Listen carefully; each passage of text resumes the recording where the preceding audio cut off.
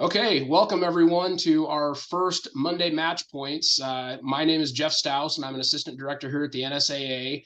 And we are just going to start a quick video series to point out some current trends, common questions, that kind of thing in the volleyball world as we've gotten the season going. And so with that, I want to introduce some folks and what their role is here on the videos and just in the volleyball community in Nebraska moving forward. So with that, I'm going to turn it over to Kim. Hi, my name is Kim Kwapnowski. I've been officiating high school volleyball for 30 years, have also done some officiating at the college level. Love the game, love helping people, connecting people, and letting them know how to get involved in high school volleyball or any volleyball for that matter. So I'm helping Nebraska, NSAA with observing officials and helping officials. We've put on some clinics in the summer to help officials get better and providing those opportunities. So I'm here if you have any questions, and I live in the Columbus area. So if you're in that area, please feel free to give me a call. Craig? Yeah. Hi, I'm Craig Weedle from Omaha, Nebraska here. I've been officiating high school for 28 years. I also work collegiately and also at the club level. So I've got a lot of experience in a lot of different areas. One of the things, as Kim said, we put on some clinics this summer. I got an opportunity to meet a bunch of you, which was really good. And I think we'll plan on doing more of those in the future. But it's a good way to I'm a big believer in getting reps, and anything you do, you get better at it. So that's one thing that I think really was helpful this summer. Hi. Ken? Yeah, my name's Ken Pitkin, and I live at Callaway, Nebraska, and I have officiated Nebraska high school volleyball for 40 years. I retired 6 years ago from that. And so NSAA, when I retired from officiating, asked if I'd go to work for them.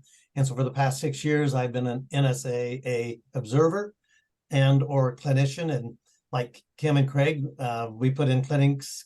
I'm basically traveling central Nebraska and western Nebraska. So we've had clinics at Chadron and Scottsbluff and North Platte and Broken Bow. And, you know, just our goal, I think all three of us, our goal is to motivate and to equip you. So when you officiate the game, you're doing that everything is kind of consistent, you're relaxed, you enjoy it, because we are really, really here to help you. And we just want you to be the best that you can be. And we want to help you do that. We are here for you. Like Kim said, call us on any question, anytime on the rules of officiating or little questions like that. We're here to help.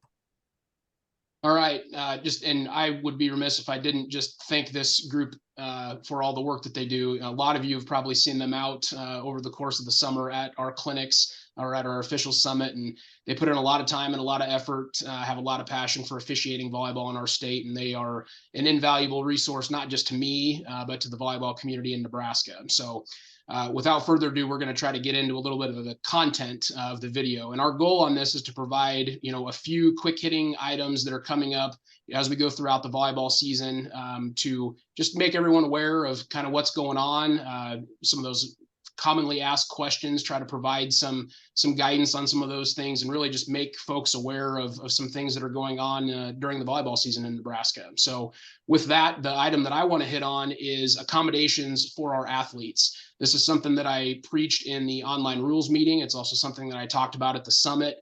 If you encounter a student that has some sort of need for an accommodation in your officiating, where maybe they have a glucose monitor, or maybe they are wearing a heart monitor or something, and they do not have an accommodation letter from me, from the NSAA, please contact and talk to that coach and tell them that they need to get a hold of me in this office. What we want to do is make sure that those kids have that proper documentation, so when they show up at a match, they can present that to you and it can be a non-issue. It's not something that we should have to worry about as we're starting to get a match started. So if you see something like that, please make sure you have that conversation with the coach, have them contact me, and you are always welcome as an official to contact me as well, and then I can handle that on my end. Kim? Okay. Next, unruly spectators. I don't know if anybody has experienced this year. But I know we've all been in those heated matches and we have unruly parents or spectators, students. It's very intimidating, I know, and it's a fine line as an official to kind of come up with an answer in regards to what's right and what's wrong. But the best thing you can do is find school management, whether it's the athletic director, the principal, find those people when you first go to the gym. So you know where they're at, ask where they're going to be standing. And if for some reason that happens, make sure that you contact them and stop the game, stop play. I know that's difficult because we do not want to draw attention to ourselves as officials, but yeah, stop the game because we do not want it to be pointed to any volleyball player or make it personal to coaches or any of that. We want to provide an opportunity for our student athletes to be the best that they can be. And by doing that, sometimes that means that we have to draw attention to ourselves and stop the match and ask for help. And so I know for myself that's hard, but I would encourage you to make sure that you know who those people are and make those contacts. And if something arises that you do that, stop match until it is taken care of, whether the spectator, parent, student is removed from the facility or whatever you need to do. And then after that, please contact the Nebraska School Activities Association, Jeff, and let them know what happened. Give them the example, tell them what's going on, and contact us. Sometimes I get phone calls after a match in regards to what has happened to make sure that people have done things right or what would you do. And so I know I've found talking that out is very helpful and also calms the nerves a little bit. So if you, again, come across any of these situations, don't hesitate to reach out, but stop match and do the right thing. Craig. Yeah. Okay. So I'm going to talk about double contacts a little bit. I think as an official, new veterans or seasoned officials, I think it's one of the hardest things to do. And for me personally, what I do at all levels of that I work is I think one of the key things is being consistent. So I think that's one thing that one of my mentors always taught me. Whenever you call your first double, you're inserting yourself into the match, and you should try to keep that consistency throughout the match. However, if you maybe blow the whistle and call a double and like, gosh, that's really tight, it's okay to loosen back up a bit. One of the points of emphasis that I think we really need to look at, though, is the second and third hit going over the net. And I think what happens is a lot of times officials already move their eyes away from the ball and go to the other side of the net and don't see that second or third contact. And for me personally, I always say if the ball comes out looking like a helicopter, you probably should blow your whistle. And I remember when I first started officiating, that's one of the hardest things to do is call a double, because it's like, it's a judgment call. Is it a double or not? But like I was saying before, if you're just consistent throughout the match, that's what the goal should be. Ken? Okay, I'm going to go clear back to basics. Again, whether you're a first-year official or in the 1st through 5-year official, or even if you're a seasoned veteran official, one thing that we'd ask you not to take for granted is simply how you blow your whistle and the signals you give. If you blow your whistle loudly, and one of the things is it's kind of unusual to do that because we think a loud whistle is what the decibel level is in our home. That is not the decibel level in a gymnasium full of cheering. So one of the things we'd ask you to do is maybe take your whistle and nobody's at your house, just blow that whistle loud. Blow it, and so you think, wow, that's loud in here, because your whistle needs to be loud, because what it does is project confidence that you know exactly what you're calling. So a loud whistle is important. The other thing that's really important, I think, and I think we'd agree, is good, clean, and clear signals.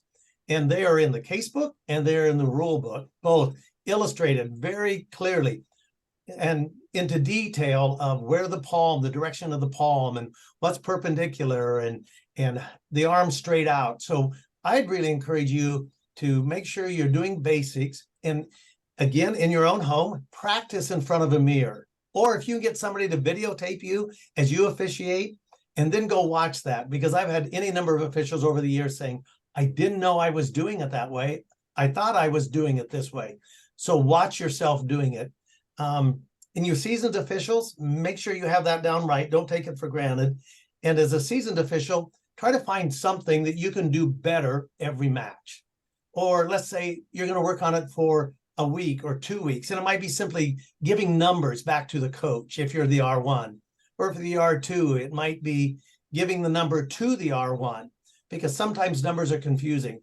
Just remember, you don't have to rush things. You blow the whistle, then you make us, if you're the R2, you make that signal, and then you give the number to the R1. You mirror the R1 on the loss of rally, and then the R1 will turn and give it to the coach across the court. So that communication between the R1 and R2 is vital. And we encourage you just to make sure you get the basics covered, as each week or each couple of weeks, we'll just continue covering other topics. All right. Thank you, everybody, for that information. That's good information to give as we get into the thick of our volleyball season here. Again, I just want to thank Kim and Craig and Ken for their time. I want to thank anyone that took the time to sit down and watch this. Our plan is to put these out as needed throughout our volleyball season. We will send those out on Monday. We're going to get this posted to our YouTube channel, and I'll distribute that to our officials via email, along with some other information. So hope that everyone enjoyed some of the information, and we'll see you next time. Thank you very much.